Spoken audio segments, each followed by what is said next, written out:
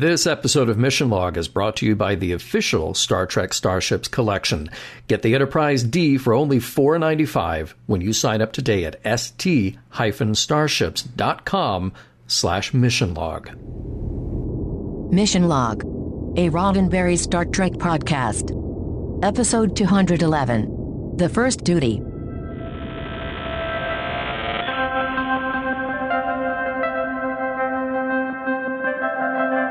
Welcome into another episode of Mission Log, a Roddenberry Star Trek podcast. I'm one of your hosts. And I'm also one of your hosts.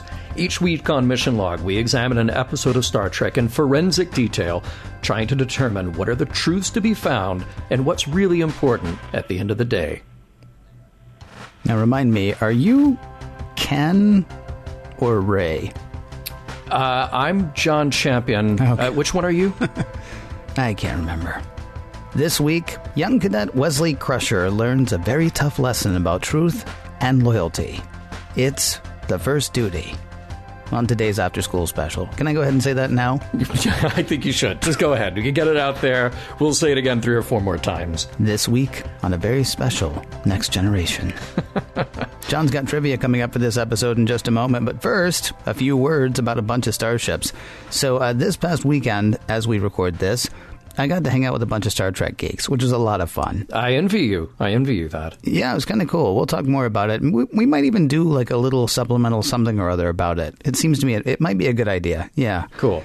I got to tell you, though, I saw a 3D printed Enterprise E, about 18 inches long, unpainted, $5,000.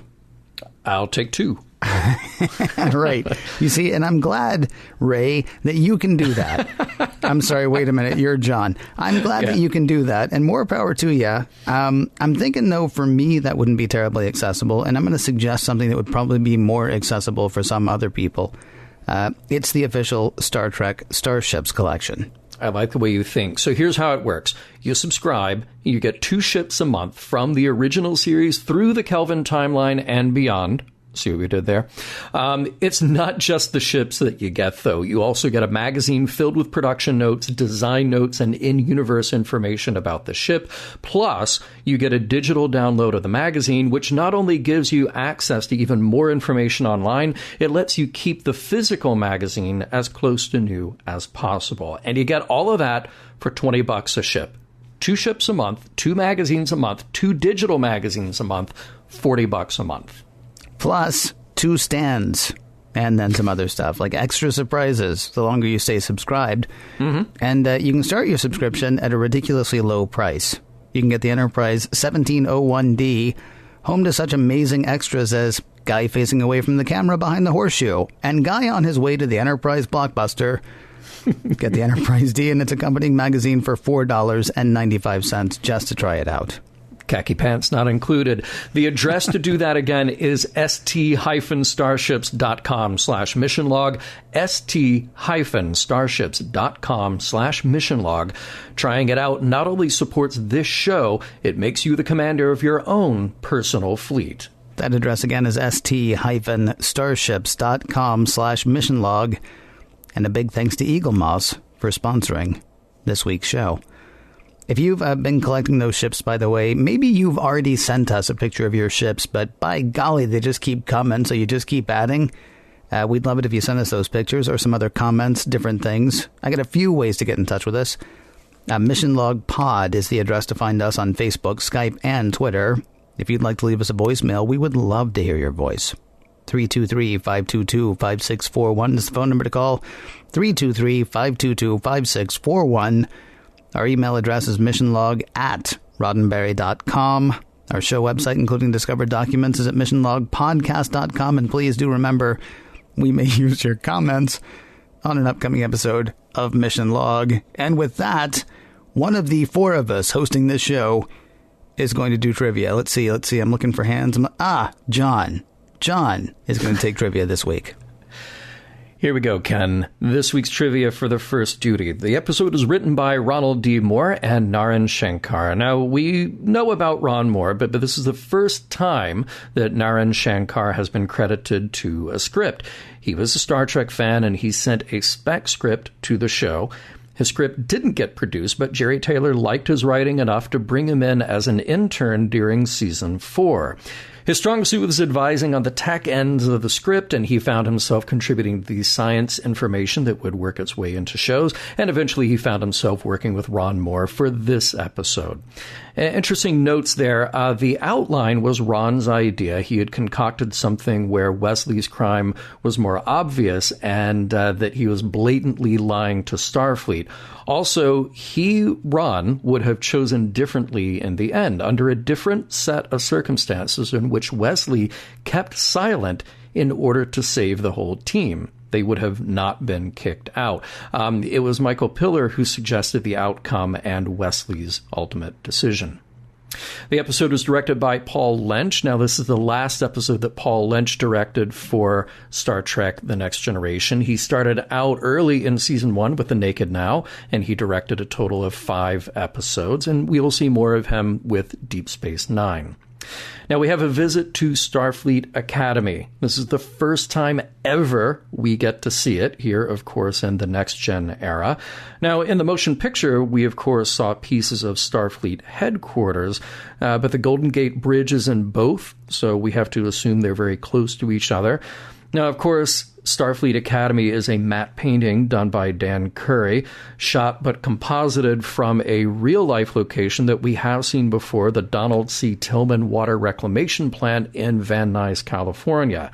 We first used that location as Rubicon 3 in Justice. Now, there's a flag flying at half-staff on the Academy grounds. You might have noticed that, and that flag has the Academy logo. So Joe Senna came up with the idea for the Starfleet Academy logo. Mike Okuda finished and perfected it. The date on that logo is 2161, right there in Roman numerals, so that jibes with what Deanna said a couple of episodes ago about the Federation being founded in 2161. And we know that the motto is Ex Astra Scientia, from the stars, knowledge, although the original version mistakenly has ex astra, not astris, so you may notice that depending on the version of this episode that you're watching. And that motto is a reference to the Apollo 13 mission motto, which was Ex Luna Scientia.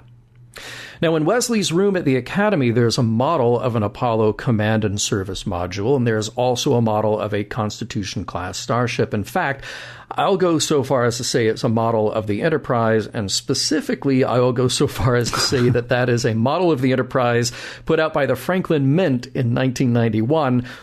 I don't know if this was specific product placement, but it sure comes close. You know, it could just be that Wesley, like you, is a collector of tiny little ships.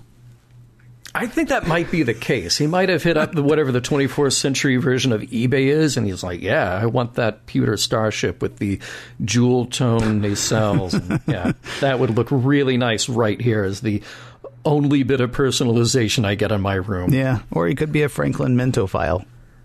Check the pockets of his outfit. He may have a couple of those Franklin Mint coins in there, you know. Go to the cupboard, some Franklin Mint plates. Right. He could be all Franklin Mint all the time. Now, in this episode, we have a reference to Chuck Yeager with the Yeager loop. Please look him up if you don't know who Chuck Yeager is. You should just know. And if you don't, go watch The Right Stuff. Don't make me explain it to you here, and don't make me show up on your doorstep with a copy of The Right Stuff. You'll just have to be on your own for that one. Now, the U.S. Air Force Academy Honor Code to this day is, quote, "We will not lie, steal, or cheat, nor tolerate among us anyone who does." So, Ken, you might be interested to know that this episode has been shown at the U.S. Air Force Academy as an example of their honor code.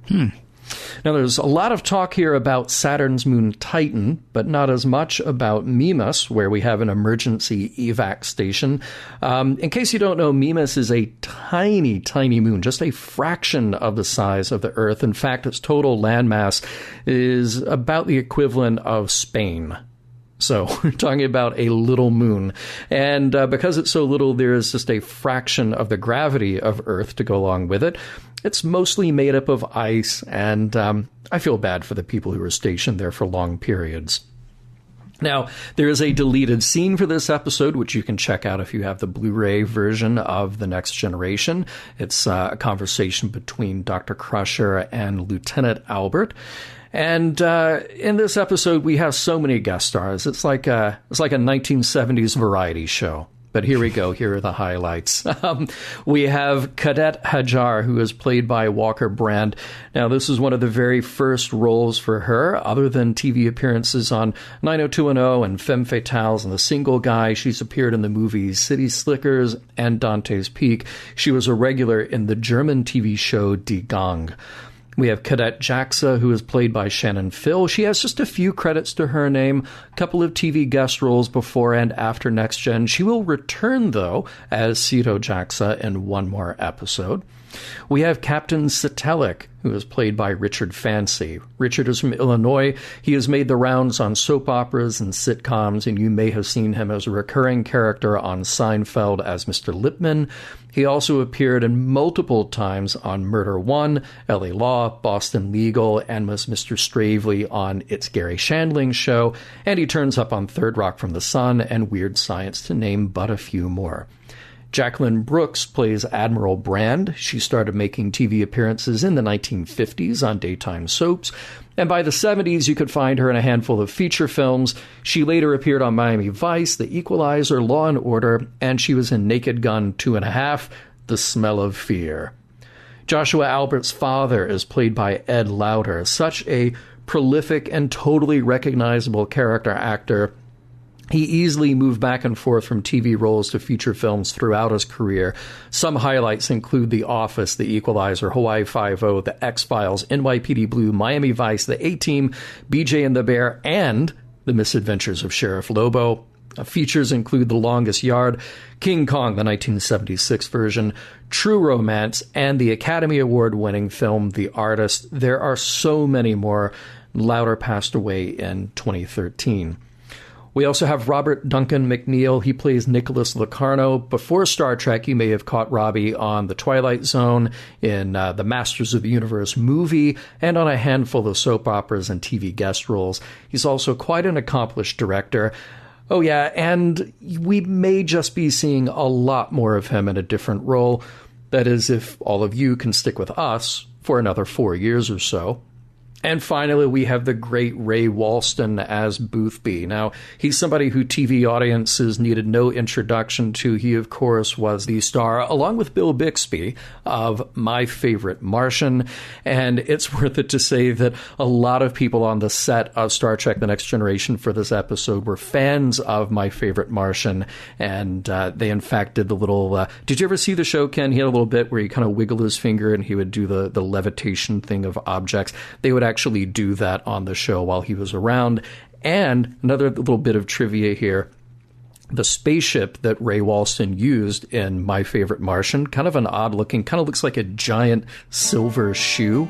Well, that prop is now in the personal collection of Doug Drexler, who of course worked in special effects and production on Next Gen.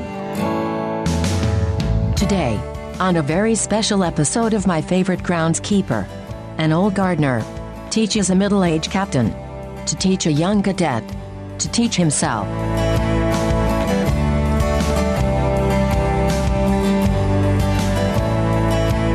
Prologue. Space, the final frontier. Just kidding, we're going back to Earth again. This time for graduation at Starfleet Academy, where Captain Picard will be the commencement speaker. Just so happens that Wesley Crusher is on a flight team that will pull some Blue Angels type stuff near Saturn as part of the ceremony. Before the bridge crew can get too misty by remembering their academy days, there's a private message from Admiral Brand. She tells Picard that there's been an accident involving Wesley. Act 1. Wesley will be fine. He had some injuries, but he's being treated. Picard explains to Dr. Crusher just what happened. The flight team was practicing when one of their ships exploded, taking out the other 4. All but one of the pilots was safely beamed away in time. One of Wesley's friends, Joshua Albert, didn't make it. So there will be a graduation and an inquiry going on at the same time. Wesley is recuperating in his room at the academy when he's visited by Beverly and Picard. They're both concerned about him, but he says he just can't talk about the accident anymore right now. Then another visitor stops by, Nicholas Locarno, leader of Wesley's Nova Squadron. Wesley kind of gives his mom and the captain the old, okay, you should get out of here now, which is pretty awkward and seemingly not like Wesley. With the grown-ups now out of earshot, Locarno tells Wesley the inquiry will start at 1500, and he's got nothing to worry about as long as they stick together. Act 2. In the gorgeous Japanese gardens surrounding the Academy, Picard finds an old friend, Boothby, the groundskeeper. Well, he's kind of a friend. He plays the part of an annoyed old man pretty well, and he lets on a moment later that he remembers the captain from way back in the class of 2327. They catch up a bit. Picard was exceptional then and quite a wrestler, too. But Picard has something else on his mind. He made a terrible mistake at the Academy, and it was Boothby who helped him out of a jam. He's back after all these years to say thanks. But Boothby is cool. Hey, we all make mistakes, and Picard did what he thought he had to do. Boothby just got Picard to listen to his own conscience. And by the way, Boothby knew Joshua Albert. He knows Wesley, too, and all the cadets who were in Nova Squadron. The 4 survivors now are appearing at the inquiry, and it is Nicholas Locarno who explains their story to Admiral Brand, Captain Satelk, the other ranking officer in charge, and the assembled audience, including Wesley Crusher, Captain Picard, and Joshua Albert's father. Locarno's story is this. The 5 of them were approaching Saturn's moon Titan and moved into a closer formation in order to make a Jaeger loop. Cadet Albert's ship hit Cadet Hajar's, and the resulting explosion gave the other 4 about 2 seconds to beam out. Hajar's asked about their flight plan, which they deviated from. Didn't seem like a big deal at the time, but so be it. She didn't see the collision take place, just her proximity alarm go off. In fact, no one seemed to actually see what happened. Satelk asked Cadet Jaxa what she saw, being in the tail position. She says nothing. She was flying on sensors alone, which is highly unusual for a stunt pilot. Again, Admiral Brand asks what she saw, and Jaxa says she doesn't remember. At this point, Locarno volunteers some new information. In his words, Joshua Albert was flying a little erratic lately. He was nervous and not on his game. He didn't tell anyone because, well, Locarno thought it would get better. In essence, Cadet Albert caused the crash by accident, and Locarno and the others wanted to protect their friend and his memory. Admiral Brand chastises the group for allowing him to fly and not bringing any of this information to the inquiry first. The inquiry will reconvene the next day, and the lone recovered flight recorder from Wesley's ship will be entered into evidence. As the parties break up, Locarno tells Wesley, "Everything's fine. Trust me." Act 3. Aboard the Enterprise, Picard has asked for help from Data and Geordi LaForge. Admiral Brand has released the evidence and testimony for them to review, and they should see if anything stands out. On Earth, the 4 remaining members of Nova Squadron are arguing with each other. Wesley confronts Locarno that they all agreed that they wouldn't have to lie. Nicholas says they aren't lying, that Joshua panicked, but Wesley says they don't know that. They don't know that he caused the collision. Hajar and Jaxa reluctantly agree with Nicholas, and they pressure Wesley into going along since otherwise it could mean the end of their Starfleet careers. Then Nicholas lays it on really thick. They're a team. He always wanted them to stick together, and Joshua would have wanted that too. Wesley is looking at the flight recorder data when he is visited by Joshua's father, Lieutenant Commander Albert. He's returning a sweater that Joshua borrowed when he and Wesley went on a ski trip together. Albert tells Wesley just how much Joshua respected him personally and the team, and he's sorry now that his son let him down. It's Wesley's turn now to address the inquiry. Using the data from his flight recorder, he walks them through what they're seeing, a POV from his cockpit. There's Locarno's ship ahead, and Joshua would have been on Wesley's port side in a diamond slot formation. But as the ships come out of Titan's gravity well, the recording ends. Wesley explains that a few seconds later, they started into a Jaeger loop and his proximity alarm went off, and then he was hit. He lost control of the ship. Next thing he remembers, the transporter took him to the emergency evac station on Mimas, and that's it. That's all he's got. Until Captain Satelek asks him to describe a Jaeger loop, which he does. And then Admiral Brand asks if they stayed in formation for the loop. Wesley says yes. Satellite shocks everyone when he brings up a satellite image from Saturn that captured the ships right after the loop, and they are definitely not in a diamond formation. In fact, they are circled around each other, the tops of their ships all facing inward. When asked for an explanation, Wesley says he has none. Act 4. Poor Beverly. She's trying so hard to convince Wesley it'll all be okay. There must be something wrong with the satellite image because clearly he couldn't be lying. She'll ask Admiral Brand to delay the hearings if she has to, but Wesley says no, she should stay out of this. Picard's turn now. He sees Boothby again, and they chat about Nova Squadron. It's really simple. Nova Squadron are revered by the other students, and their leader, Nicholas, is revered by the others in the squadron. They'll do whatever he asks, even if what he asks isn't on the up and up. It's all Picard needs to hear. Back on the Enterprise, Data and Geordi have made a little headway. They've run every simulation, but they can't quite come up with a reason why the cadet ships collided. Everything seemed to be working under normal parameters. The only odd thing was that Wesley had opened a coolant interlock, something you wouldn't normally do during flight, since that may cause the engine to ignite the plasma. Picard knows now what's going on. He was trying to ignite the plasma. Act 5. Welcome back aboard the Enterprise, Wesley. No time like the present for a good old-fashioned dressing down by the captain in his ready room. Picard starts out easy. He shows Wesley a simulation of a dangerous maneuver called a Colvard starburst, in which ships intersect and then ignite their plasma trails. Picard thinks Nicholas Locarno wanted to perform this banned maneuver to thrill people at a graduation, and he's sure that the other 4 members of Nova Squadron were talked into it. Wesley refuses to answer the charge. He told the inquiry what had happened up to that point and left out the rest, and Picard sees the lie of omission. If you thought Picard was tough before, well, you know exactly what's coming next. You see, Wesley, your duty is to the truth, period. You lied, and now you have to tell the truth, or Picard will do it for you, period, end of story, dismissed. Wesley tells Locarno that they've been found out, and with no direct evidence, Nicholas thinks that they don't have anything to worry about. It's their word against his theory. Wesley can't take it, though. He wants to tell the truth, and this sets off Nick. Who is Wesley to decide what happens to the other 3? Nicholas tells Wesley he should resign his appointment to the Academy. It isn't about him, it's about the team. That's where his loyalty should be.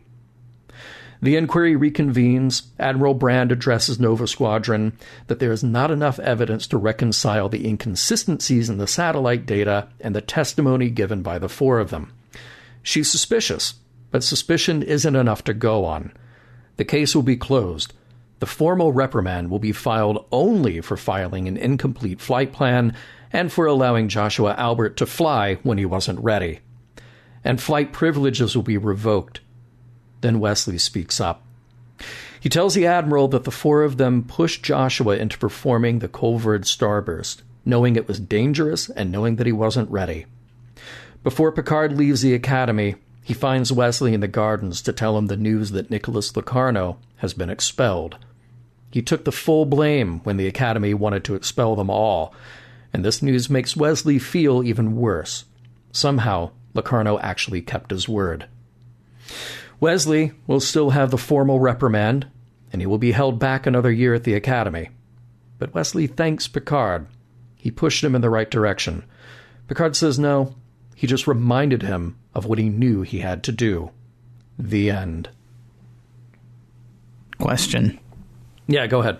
Do you get to just join the Blue Angels as like an after-school program? Mm-hmm. Okay. Yeah, I guess so. That's how that works, huh? Yeah, totally. It's kind of amazing because, am I right in thinking this is the first year that he's at the Academy, right? Or is this the second? Mm-hmm. Well, I guess it would be his second year. Okay. Yeah. Well, it feels early still, nonetheless. It does. I mean, because the Blue Angels are like the best of the best, right? As far as pilots go. Right. Okay.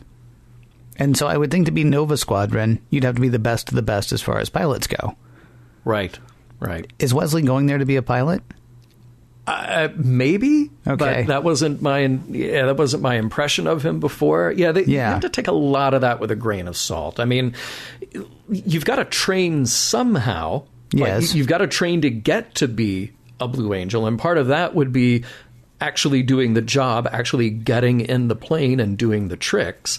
But it does seem awfully early for like an 18-year-old kid. Well, it also just strikes me as weird that we still have things like this at this point. Mm-hmm. I mean, maybe it actually is like an intramural now that I think about it, because how many like single-person fighters are we flying in the 24th century? Right. Not very many. Yeah. We haven't seen very many. Yeah. The closest thing we've seen are sort of like those like submarine-shaped things that came out, you know, as the Borg were passing Mars. But right. even then, I mean, they weren't single-person fighters. Yeah, they made very short work of those, too. So, yeah. Well, yeah, that's true, yes. Maybe, though, if they had been smaller and more nimble and able to light their plasma on fire, yeah, right. Then maybe then the Borg would have been like, whoa, let's get out of here. Right, you know? Right. With that goofy, shaggy voice, by the way. Right. It seemed to me that in this episode, it is really easy to get back to Earth. This is actually the second time we've been back. We went back in family, and that absolutely made sense because they had just been through hell. Right. And now it's just like 1 week we're at this time distortion, and we get hit by another ship, and then these guys have got to get reacclimated to being 90 years in the future. But now we're just going to go back to Earth, and we're just there in the course of a week. I mean, it's really easy. The Enterprise is out in space for years at a time. Oh, but Picard's got to speak at graduation. Oh, okay. Well, we'll make sure we get him back for that. Well, in fairness, that was probably like on the agenda the whole time. It was actually weird to me how many people were still on the ship.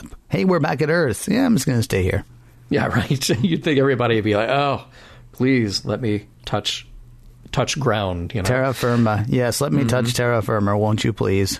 Hey, so really, you know, I think we'll probably find a lot of great acting moments in this episode. But how about that scene with Picard breaking the news to Beverly? It's such a masterful performance of keeping every bit of emotion and concern concealed, but not. And I love it. Yeah. She's so good in that scene. She's so good in that moment. It's really interesting, actually. When she goes to really display emotion, it somehow comes off cheesy. But remember the episode, I guess it was The Bonding, the one where young Jeremy Astor loses his father, and everybody's like, hey, Wes, you should go talk to him. Because you lost your father, huh? And Wes is like, wow. Really, the only person I want to talk to about is my mom. And she's like totally standoffish on the whole thing until she just can't anymore. Yeah, right. It's sort of like Gates McFadden like does some of her best emotional delivery when what she's supposed to be doing is hiding her emotions in a way. Mm-hmm. Yeah, I would totally agree with that. And oh man, here's something that is standout. There's a door with a doorknob in this episode. You actually have to get up and answer. Yeah, and I kind of get it that, okay, maybe the technology to have those sentient doors that know your intention if you're about to walk through it or if you're about to turn around and say something important to finish the scene. I understand that those might be very expensive to install in every building on Earth, but I thought that at Starfleet Academy, if you're going to have them anywhere, you need to have them there, because how will these kids learn how to work on a starship if it's the wrong kind of doors? Yeah, good point that. Although I do wonder if there's some kind of biometric something or other in the doors, because did you notice how it would make sort of a little electronic noise when he would open it, when he would close it? Oh, yeah. Yeah, they did put that in. Yeah, probably Bluetooth. Yeah. Not sure why exactly. Yeah, I don't know what that is. Unless maybe he's constantly wearing the lock. It's a wearable thing. Maybe. Yeah. All right. Yeah. And seriously, Ken, why is there a student sitting in a flower bed? And Boothby said it's the fourth time that week he had to replant it.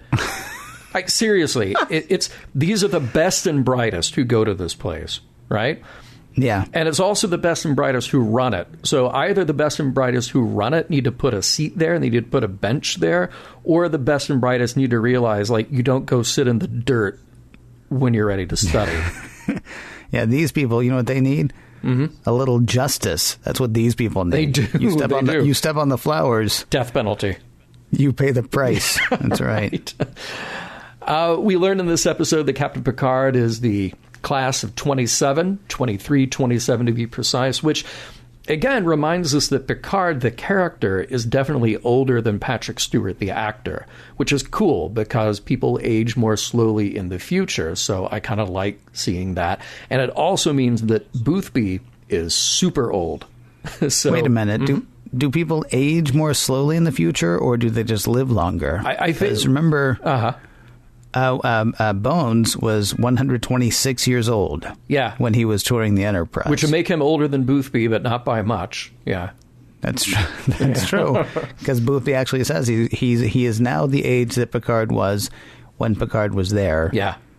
However many years ago that was. The thing that I noticed about Boothby and Picard, I mean, aside from, their obvious affection for each other, Boothby actually remembers Picard better than Wesley indicated. Yeah. Right? Yeah. Because Wesley came back and he's like, oh, Boothby did not remember you. And Picard's like, oh. And then Wesley's like, until I showed him a picture of you. Yeah. And then Picard's like, oh. And here he shows up and Boothby's like, whoa, Captain of the Enterprise, class of whatever this was. Yeah, likes Earl Grey tea. 33 in, see him if I remember. Hey, do you still make that noise when you eat? I mean, he really he totally remembers everything about Picard. Yeah. I wonder if that whole thing was just Wesley screwing with the captain. Well, I wondered that too. I wonder if it was Wesley screwing with the captain, or Boothby screwing with Wesley, or that Boothby just has a very unique memory.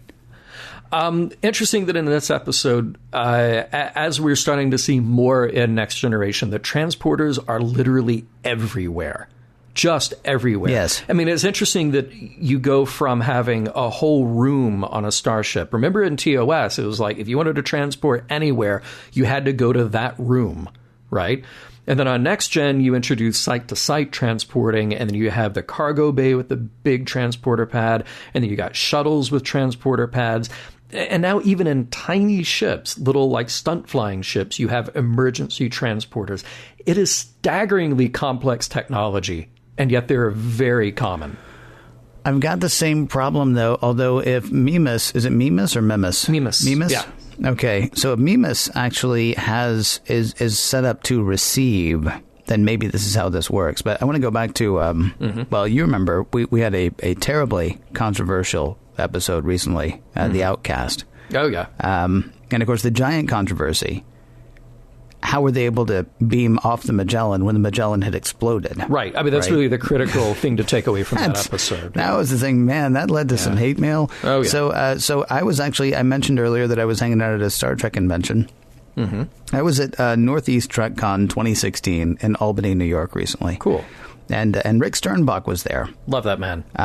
Yeah, he's great. And if you don't know who Rick Sternbach is, he designed Voyager, okay? There. Do you need to know more? Fine. He designed DS9. And do you need more still? The pad was kind of like his idea, okay? I mean, just tons of design work and all kinds of elements. And a lot of our, sort of next gen through, I guess, Voyager, sort of visual repertoire. Yeah. Or visual cues we owe to Rick. So Rick was there. And I asked him the whole thing. So, hey, listen, they're beaming somebody off the Magellan, but they're not. And the Magellan explodes, but they're not going to a transporter thing. They're just going to a room. How does that happen? And we have stumped Rick Sternbach. Wow. So he's going to look into it because he says he's got tech notes on the various episodes. So he will be getting back to us regarding this very divisive issue. I'm hoping we can put the hate mail behind us. Okay. because we'll get the definitive answer. And then there will be no more controversy around the Outcast. No. Well, that'll be your job, Ken. You get to answer all of that. Have fun. Yeah. No, you're stupid with your transporter talk, people will say. Yes.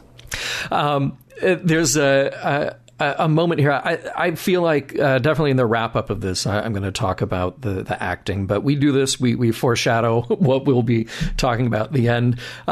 There are some great reaction shots at the Inquiry. You have people doing their thing, but the camera cuts every now and then to these reactions. And it's really quite wonderful. Lieutenant Commander Albert is full of sort of tension and anxiety and worry. You could just see all of this in his eyes. And Picard is just shooting dirty looks toward Wesley. It's kind of great. It's not even, it's not full on contempt, but it's just sort of like, you know what? I don't believe this, and I'm trying to be one step ahead of you. It's really quite great. So I like those scenes a lot. Ken, a question for you. Have you ever been to an air show? Kind of. I've been to San Francisco during Fleet Week. Okay. So the Blue Angels buzz the city and buzz the bay pretty much the whole week. Oh, so, cool. Yeah, I've lived in San Francisco. Yeah. So, yes, I've been to an air show. I've been to a few. I love seeing vintage planes, and I went to a few in Chicago. Blue Angels were there as well. And they're super cool, and you just have to get into a place, and then you see them come from a long, long way away, and then they zoom by in a split second, and hopefully you're in a good enough place to be able to see them do a stunt or a roll or something. But very often it helps if you have binoculars. So now imagine those planes were going 80,000 kilometers an hour. Yes. Because that's what Admiral Brand says that they were doing in those little ships. 80,000 kph, yeah, but, around... How many planets away? It's like 4 planets away. Yeah. They're by a moon next to Saturn. Yes. So they're going to be apparently broadcasting that back, and yet, what's his name? Not Tom Paris. Locarno. Yeah, Nick. Locarno, thank you. Locarno is stunned that there are cameras anywhere nearby. Right. Because they'll need to practice that part, apparently. That's a good point. You actually have to do a camera rehearsal before any live event. So, man, you just ruined this episode for me because there's no camera rehearsal. I keep trying. I keep trying to ruin the episode for you, so there you go. Yeah. So I have a procedural question, which is that I realize this is an inquiry. It's not a trial. Right. But they don't seem to have any such thing as a discovery period. So that satellite image is just dropped out there when nobody expected it.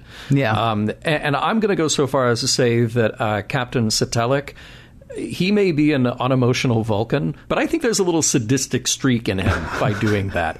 I say that he just dropped that image out there because he wanted to see those students squirm. He likes the element of surprise. It seems, which is weird because you wouldn't think he would like that. I love the fact you actually concentrated on the important things, although I'm thinking about the parts that would be important to me. I couldn't help noticing how late in the day everything got going. Now, for me, this would absolutely work. Yeah. But like the first day, they're like, okay, so we're going to start at 3 in the afternoon. That's 1,500 hours, 3 in the afternoon. Right. Second day, they're starting at 1,300 hours or 1 in the afternoon. And I'm wondering, were they trying to sweat the cadets or, or did they just start the day slow at the academy? Just like, after lunch. What do you say? After lunch, we get together, we decide the fates of these 4 people?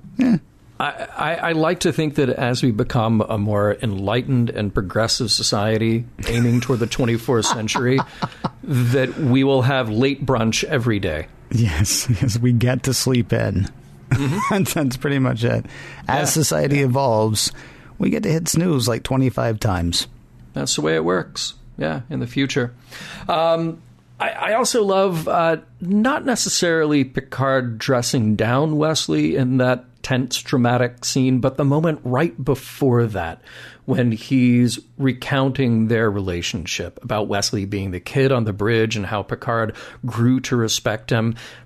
Not only does it, serve the moment dramatically, obviously, because you have to build that relationship, you have to buy that's why it's important to both of them. But it's a nice acknowledgement for everybody who's been watching for the last 5 seasons of exactly how that relationship played out. It's pretty great. I would venture to say that there might have still been by this time maybe some people watching Next Generation who still weren't big fans of Wesley. But that moment is sort of Picard justifying the journey that he's been through. So I really appreciated that moment. I have a question about Admiral Brand. She closes the investigation. She even rings the bell. Then Wesley speaks up. Now, I don't know how things work in Starfleet, but to me, once the bell has rung, can you do that?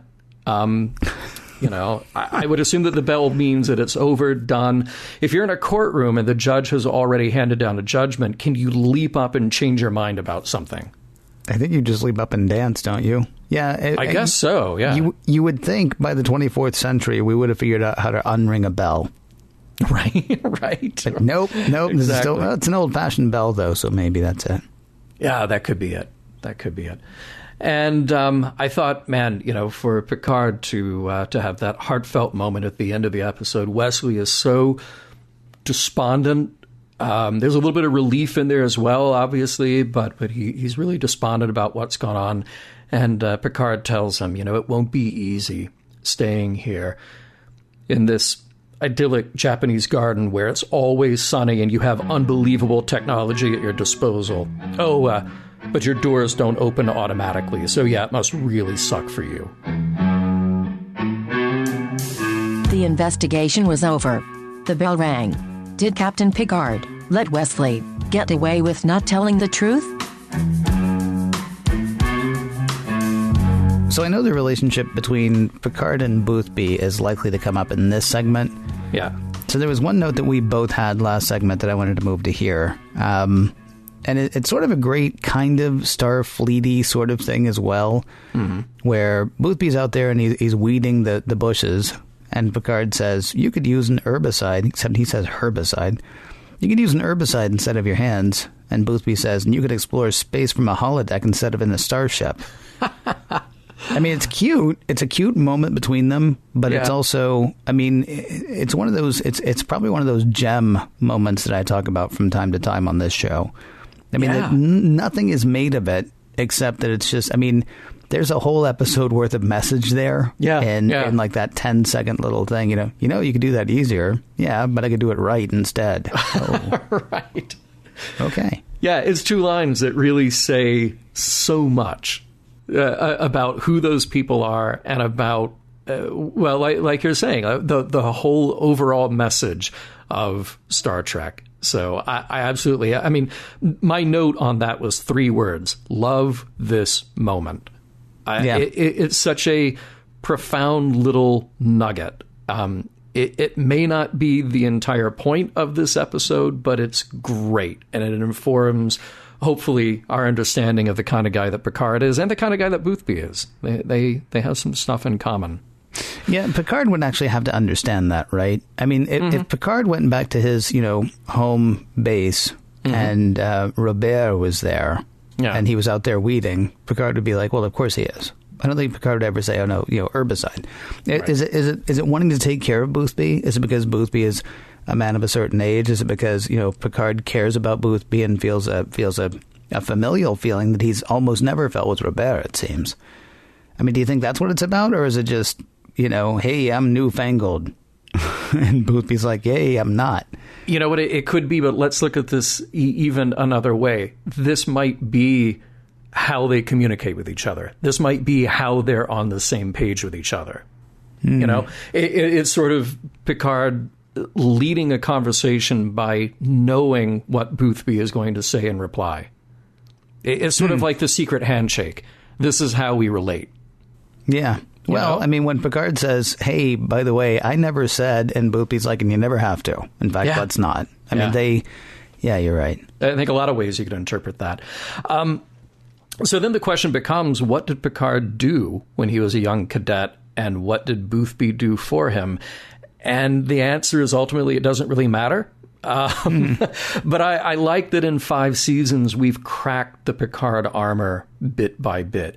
So at every turn, he's becoming a more complex character with more in his past that we don't necessarily know about. But it stops him from becoming the sort of idealized picture of the stoic starship captain. It gives him a little edge, and it gives him a little human relatability.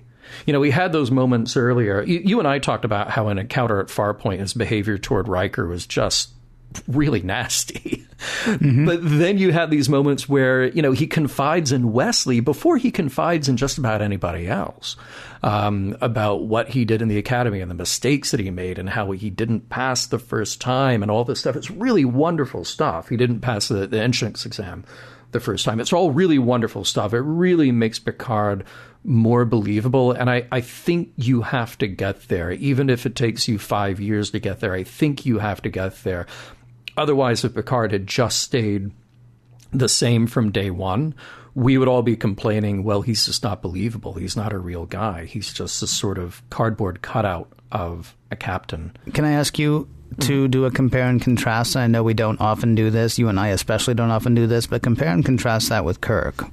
I'm trying to think, during the series, the only, quote, mistake, end quote, that I think Kirk would have acknowledged was getting together with Dr. Noel. Yeah. Otherwise, Kirk is cardboard Captain Kirk all the way through, it seems. It's not until we get to the movies, actually, we find out he's got a son that he's never seen and or never talked to and barely ever sees or whatever. It's not until we actually, and of course we talked before about how the movies are actually where you start to see those characters grow. That's when we got growth out of Spock. Was in Star Trek the Motion Picture. We get growth out of Kirk in Star Trek 2. We get really one of the best scenes for Bones in Star Trek 5, oddly enough. I mean, they didn't grow until later. So, I mean, I guess the two things I'm asking is, first of all, can you compare and contrast the two captains? And then, do we get the growth out of Picard not because we don't want him to be cardboard, but because we're doing television in the 80s into the 90s as opposed to television into the 60s? Yeah, I mean, I think it's a handful of things. I think, it's, well, what you just said, that TV is different in the 80s than it is in the 60s. Mm-hmm. So characters will be written differently. I think the other thing is, Star Trek, the original series, had that shortened run of only 3 years. Who knows what they would have accomplished if they had done 5 or 6 or 7 years. So it took us until years later to really be able to dig in and give some growth to those characters. So maybe we forgave them a lot of that because we just got a taste of the original series when it was first on. Then when the movies came back, that gave the writers a lot more freedom to dig more deeply. I think by the time Next Gen had been on for 5 years and maybe realizing early on, hey, look, we're not beholden to networks. It's a syndicated show. They can probably keep making it for much longer. Then they could do something different and more profound with these characters. So I think all of those things are the right answer. All of those things mean that you get to make the character quite different and quite a bit more complex. And remember, that memo that we shared on our website and shared with Will, which was Patrick Stewart himself writing a note to Gene Roddenberry saying, hey, let's take Picard in all of these different directions, which is great. And it's great that he was able to express that to somebody who was open to the idea. Yeah, fair enough. Sorry to derail you, please. I know you were on your way someplace and I pulled you over. No, well, I mean, this is every bit a Picard episode as it is a Wesley episode. So I think it's valid to talk about him. And I think my only follow-up on that bit about him and Boothby is that I think it's really critical that we have that bit of exploration to make this episode work. So I love that you have this parallel where Picard made a mistake of some sort, doesn't matter what the mistake is. You need that scene because otherwise, when you come to the end, you would just have Picard moralizing, pretty much berating young Wesley from this point of moral superiority. I think it would have been really distasteful for the audience to see that. So the more important lesson in all of this is that we all make mistakes, but we all have the capacity to remember that about ourselves and be compassionate when it's merited. So Boothby's compassion had this profound effect on Picard, and Picard's understanding will have this long effect on Wesley. So they're able to tell that in such a condensed way with Picard. But I think this episode working really hinges on that. If you didn't have that, it would kind of fall apart. There's something a tiny bit incongruous, though, or incongruous, however you say that word. There's something that doesn't quite, fit. Though, I mean, so when Picard goes in Act 2 to Boothby and says, hey, listen, and Boothby's like, I don't want to listen. And Picard's like, no, seriously, because I wouldn't have graduated if you hadn't. Mm-hmm. And Boothby's like, let's not even talk about it, right? Because you say that the original story had Wesley keeping quiet through the whole thing. And then it's something that, I assume then it's something that he would have to carry. It would be like a weight on his shoulders. And I kind of wonder if Picard has that same weight on his shoulders, because the implication that I get anyway is that Boothby saved Picard from embarrassment. Boothby saved Picard from the shame that Picard at the end of it is like, dude, you got to take your lumps. Now, is he doing that because he doesn't want Wesley to walk around with whatever weight he's walked around with? Or is he doing that because he wants Wesley to be a better man than he ended up being? I mean, I know you said at the beginning, what did Picard do? It doesn't matter. And I kind of agree, whatever the thing that Picard did can be a MacGuffin if you want it to. That's fine. It's just, okay, so something happened and it happened. I wish I had a bit more clarity about what the ramifications of that were. Because it sounds like Picard got to dodge the bullet that he's throwing Wesley in front of. Or urging Wesley to stand in front of, to stand up and take. Yeah. And I think if we knew a little bit more about that, we would know a lot more about... I mean, look, Picard saying that to Wes makes perfect sense. That's exactly the kind of thing any Starfleet captain is supposed to say to Wesley. But then when we're given to understand that, oh, and Picard didn't, by the way. Oh, yeah. Okay. Well, first of all, that's kind of interesting because it does make it more multidimensional, as you say. But then why is he throwing Wes there? I mean, if it looks like Wes is going to could easily get away with the whole thing. Well, yeah, I mean, some of that might just be circumstantial. Wesley's thing is a public, well, maybe not public, but it's an inquiry that is on the record for Starfleet Academy. Whatever Picard did might have been related to the Academy, but maybe it didn't have the risk of being public. Maybe it didn't have the risk of actually going in front of all these people. Except Picard did say to Boothby that if Boothby hadn't done what he did, Picard wouldn't have graduated. Yeah, well, true. Yeah, it's a good question. I don't know. I mean, yeah, it's not. I mean, and it's not clear, but it muddies up the whole thing a little bit. It doesn't really change the messages. I guess I wish we had like 30 more seconds. I understand Boothby didn't want to talk about it. I as a viewer, it would have been cool with me if he had, because I'd like to know a bit more about. Again, not exactly what it was Picard did, but exactly what the ramifications were and exactly how he got out of whatever it was. Sure. But I mean, it doesn't sound like he got out of it scot-free. You have to assume that the way this episode is told, that he had a similar thing to Wesley in that he got crushed by it. But by getting crushed by it, he was able to come out better on the other end. So that's really all that we have to go on. It's just that he was emotionally in the same place as Wesley. So, I don't know. Maybe there was more to it in a story background somewhere. But I think that all we really need to take from it is just that the emotional impact of it is the same. And for whatever it was that didn't kill them, made them stronger. That's about all we have to go on for it. Let's talk about Beverly a little bit. So I kept thinking, just as there is nothing wrong with her, so it must be the universe. There's nothing wrong with her child, therefore it must be the satellite data. She'll even talk to Admiral Brand about it. Yes. It's an interesting moment because I think we can all understand her position. We know what she's feeling. The terrible downside of that is we can't accept the flaws of others when it's necessary that we do so.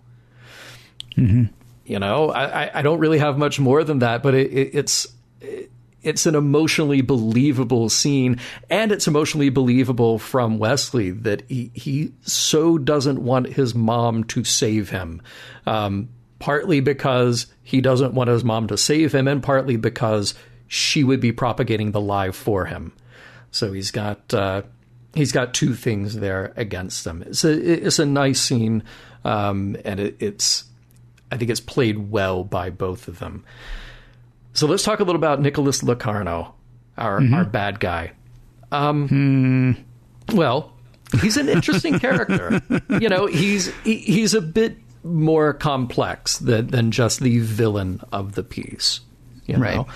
And I think there's a few ways to look at him. I feel like I've known people like this, people that I looked up to, people that I wanted to impress or wanted to... I wish they would come out okay in whatever they're doing. And then looking back, you kind of feel duped. after realizing there might be something morally rotten in there as well. I mean, I take exception with the idea that, you know, here's what's wrong with Nick. His argument to Wesley, he says, if I were in your place, I would do it without hesitation, meaning resign from the academy to save the team. Well, he is in that position, more so than Wesley, because he's the leader. He's starting out at that position. So if he means that, then he should take the fall right away. Well, so he can protect the team from the start by telling the truth. So when he challenged Wesley, Wesley should have said, okay, then do it. I mean, honestly, Wesley could have said that to him. What he was saying to Wesley was, if he couldn't live with it, if he couldn't live with the lie, then he would quit, is what he was saying. I don't think he was saying, if I could save everyone, I would. I think he was saying, if the only thing I could do was not lie, then I would just leave. I'd get out. Yeah. I mean, it's a subtle thing. I mean, look, you said he's the bad guy, and I said the thing. He is the bad guy. I mean, he really is. Well, he's the bad guy, but it's more than that, you know? Yes, I guess. I don't know. I mean, in the end, he does take the hit for everybody, but it's only after everybody else is going to take the hit. You know, right. I mean, I don't know. I think the best I could say for Locarno is he's got Admiral written all over him. Yeah.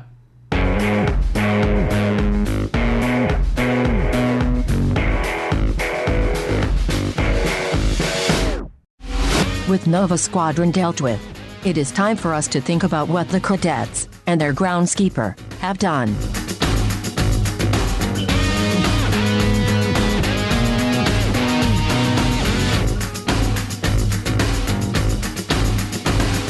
And now we hit our last duty on the first duty, the part where we look at the messages, morals, and meanings and decide for us whether the episode holds up.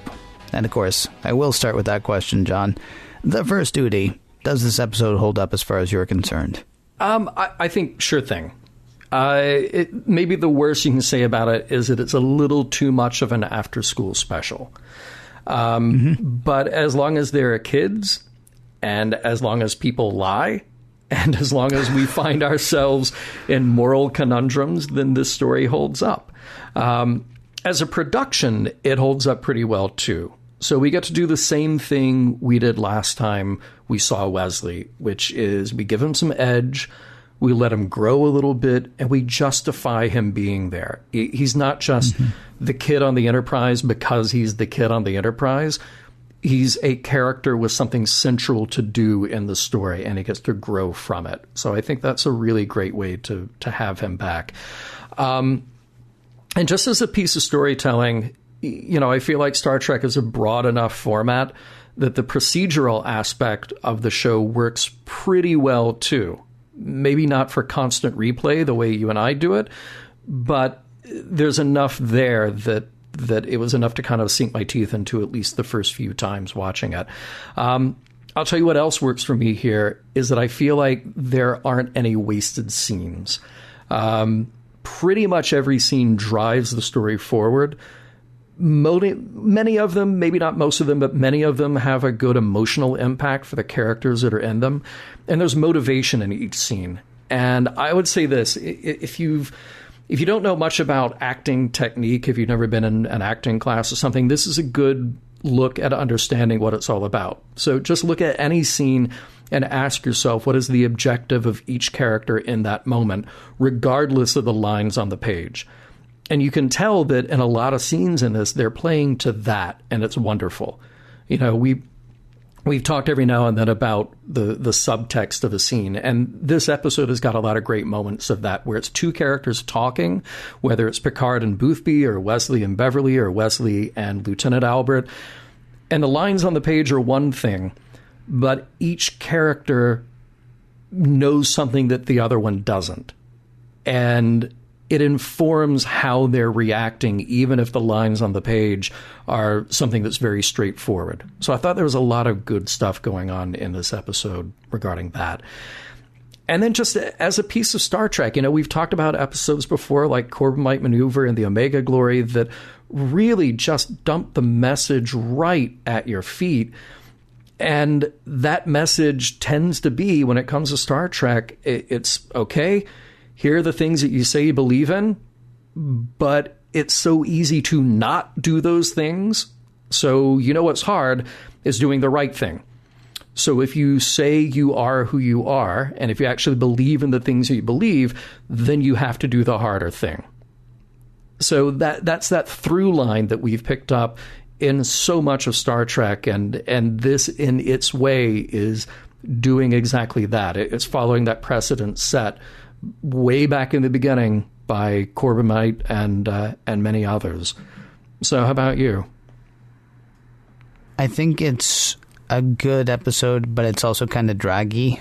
I mean, I know that there's, for me personally, I was not as enthralled, I will say, as you were. Fair enough. I mean, and you're right. Every scene drives it forward. That's true.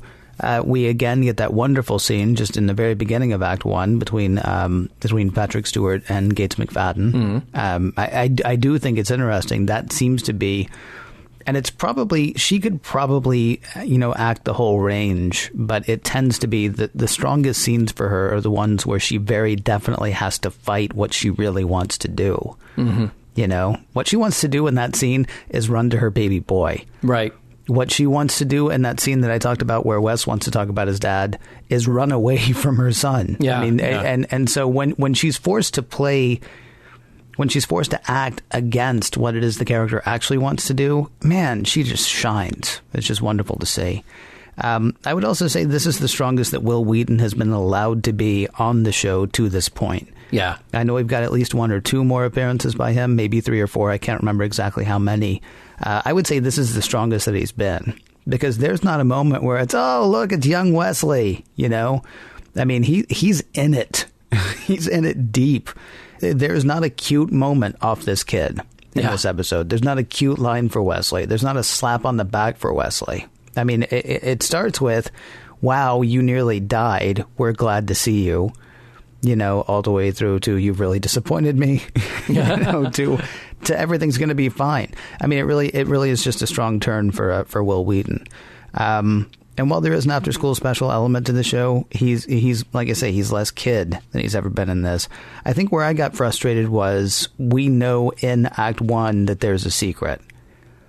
And I know because of the way Star Trek works and because of the way Perry Mason works, that we're not going to be able to find out what the secret is until, much later in the show. Right.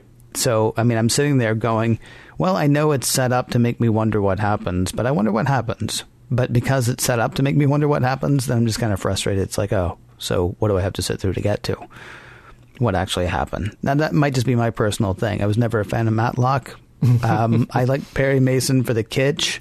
I don't like Perry Mason because, it's, I have no idea what's going to happen. Right. So that might just be the type of television that I like. But I can't fault this episode for much. It's just not, the procedurals are never the things that actually are. I like Law and Order for that because, it covered the law and the order. Right. Both. As opposed to, just the law, I guess. Come to think of it, that show was reversed, wasn't it? It should have been Order and Law because it was the cops and then it was. But that's a whole other thing. Do you want to talk about the messages of the show, sir? I just kept thinking throughout this whole thing, what would Robin Leffler think of what Wesley was up to? It's so funny. I almost said to you in an earlier segment, wow, which of Leffler's laws did he violate in this episode? Or how many of them, for that matter? About half of them, I think. Yeah, probably. Yeah. Probably so. Too bad. I think there are obviously messages in this, more than one. And we're, as a style, we're sort of back to the you see Timmy moment, or in this case, the you see Wesley message. Don't lie. And along with that, don't give in to peer pressure, particularly that kind of peer pressure that would compel you to lie. Because the truth is more important than protecting the liar who you think is your friend. And in this case, the one that he thinks is his friend is the one who is morally rotten. Sometimes you need the right friends or family to hold you accountable. Again, paging Robin Leffler, if only she had been around for this. Mm-hmm. I like that Picard calls out Wesley that choosing not to answer is not an answer. It's cowardice. and it's a cop-out. He says a lie of omission is still a lie, and I have to agree with him on that. The line from this episode that everybody will always quote because A, it's powerful, and B, it is delivered powerfully, is the first duty of every Starfleet officer is to the truth, whether it's scientific truth, historical truth, or personal truth. Yes, yes, and yes. I'd agree with all of that. And I would also say that we have a very difficult time with the truth and all of its permutations. This isn't just a Starfleet thing. This really should be the motto for what humans should expect from each other and of themselves. That's me being very idealistic. But it's enormously important and enormously powerful. And maybe just on the biggest scale here, the more sort of human scale is own up to your mistakes because people grow from them and people forgive. That was the great thing going back to, Picard having this story, having his background revealed a little more in this one.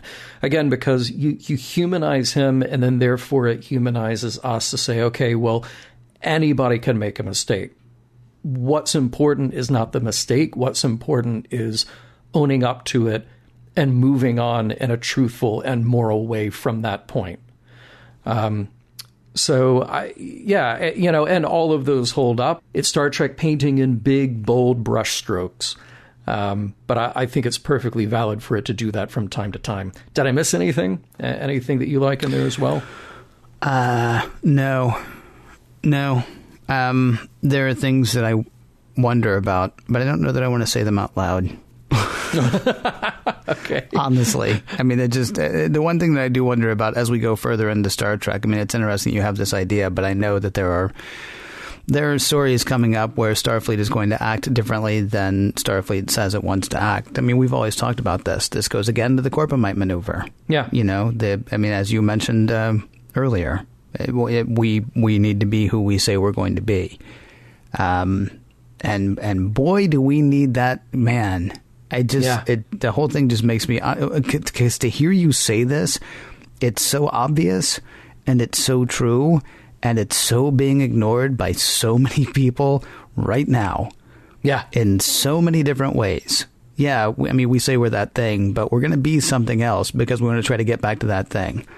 Everything you said there is so 100% spot on. And yet it just makes me want to, grab a bottle of something and sit in the corner and watch what happens. Yeah, I get what you're saying, because the frustration is that we're using our fiction to express how we think we should be. We're using this fictional medium to say, no, here's who we are, here's how we can get along, here's how we can be, but it's fake. instead of hopefully what we want to happen, which is that we put it in action in real life. We're getting our best morals from our weird future science fiction stuff. Yeah. And getting Hey, I have an idea. Yeah. Mission Log is produced by Roddenberry Entertainment. Executive producer Rod Roddenberry. Do you like my idea? I like it. Find out more at roddenberry.com. For more exciting Star Trek podcasts, check out Trek FM, that is trek.fm. And for the latest in Star Trek news and discussion, be sure to visit trekmovie.com. Next week, Ken, cost of living.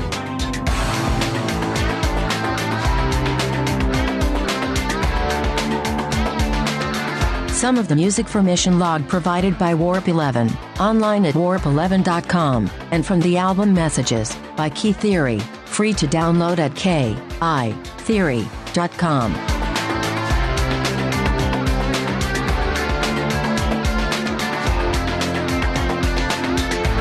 Sure, they were mature sounding during the episode, but you would not believe how many times it took the guys to say the show title without giggling, like fifth graders. End transmission.